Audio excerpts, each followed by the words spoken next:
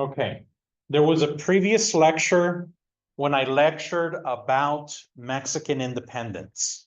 It was a day that I talked about US independence, Haitian independence, and Mexican independence. So this kind of continuation of that. Basically, what happens in Mexico after independence. And the first thing that happened is that Agustín Iturbide, the guy who used to fight against Mexican independence, he kind of switched sides and made a peace with Guerrero and Victoria to come to an agreement to end the war. And so he made this compromise, like, okay, we're going to be independent, but I'm going to be emperor. And we're going to end the caste system, but, we're going to be a Catholic country and so forth.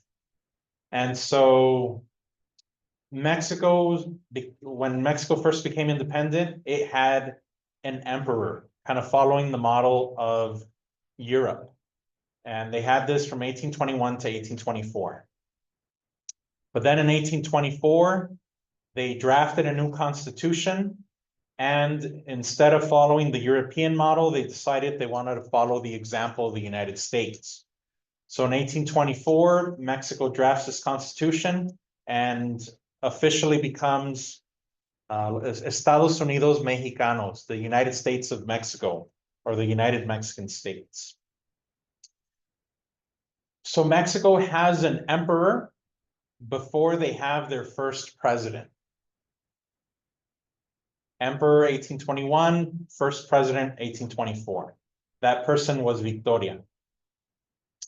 Then they have their second president, Guerrero.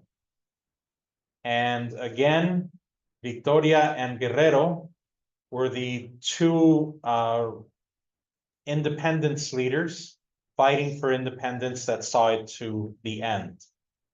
So Victoria becomes first president, Guerrero becomes second president. And again, Guerrero was of indigenous, Black, and European ancestry. The year that he became president, he abolished slavery in Mexico. And so there's a couple noteworthy things there. One is that based on US ideas of race, Mexico had their first Black president as their second president. And then the other is that, Mexico abolished slavery decades ahead of the United States and did so without requiring a civil war to make it happen.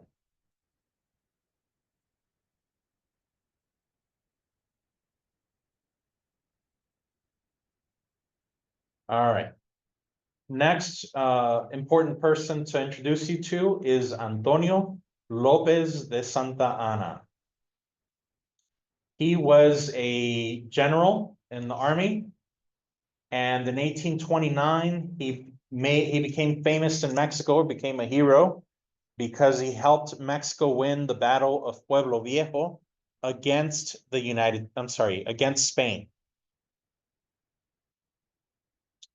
It was a battle they won against Spain. This is after independence. Spain comes back and they fight against Spain again. And so he becomes a hero. And so then 4 years later, this war hero gets elected president of Mexico. He gets elected in 1833 as a liberal, but he basically lets his vice president do most of the running of the country. And then he decides he doesn't like the liberal things that his vice president is doing. So then he goes back to Mexico City, drafts a new constitution, the Constitution of 1836 with the 7 laws.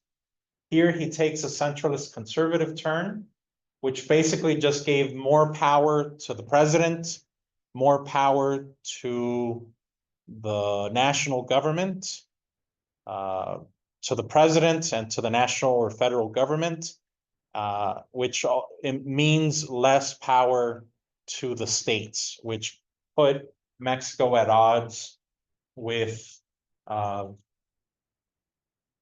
idea of states' rights, especially the further away from Mexico City. Couple pictures of Antonio Lopez de Santana. Here he is as a young man, as an old man. Painting regarding the Battle of Pueblo Viejo.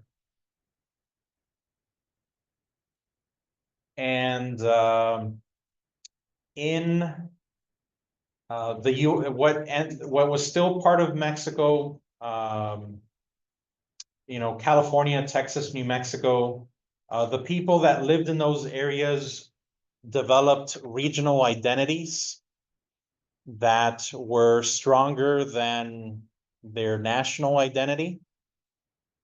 And so that also helps explain why some of them didn't identify with the national country very much. They identified primarily more regionally. So in California, they were called Californios. In Texas, they were called Tejanos. In New Mexico, they were referred to as Manitos.